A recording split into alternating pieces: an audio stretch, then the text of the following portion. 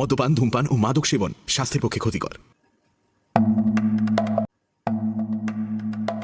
আমি বিশ্বাস করি যে মমতা বন্দ্যোপাধ্যায় সত্যিকারের একজন সরল মহিলা, দায়িত্বশীল রাজনীতিবিদ এবং পুরনো রাজনীতিবিদ, যিনি ব্যক্তিগত আক্রমণকে গ্রাহ্য না করে বিরোধিতা চালিয়ে গেছেন। যখন সব বীরপুঙ্গবরা কংগ্রেসের পালিয়েছে, তখন মমতা বন্দ্যোপাধ্যায় নিজে মাথায় লাঠি খেয়েছেন, মৃত্যুর মুখ থেকে ফিরে এসেছেন। অনেকবার তাকে চুল ধরে টেনে বার করে দেওয়া হয়েছে। বাংলার নারী সমাজ গর্জে উঠেছিল, ভোটের বাক্সে গর্জন করেছে মমতা বন্দ্যোপাধ্যায়ের এই হেনস্থা দেখে।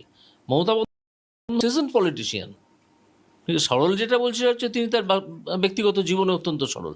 আমি মমতা বন্দ্যোপাধ্যায়কে খুব শ্রদ্ধা করি।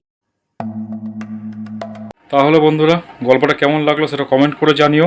আর এরকম আরও মহান মহান ব্যক্তির গল্প তোমাদের সামনে আনতে চলেছি। চ্যানেলে যদি নতুন হয়ে থাকো, চ্যানেলটিকে অবশ্যই সাবস্ক্রাইব করে দিও।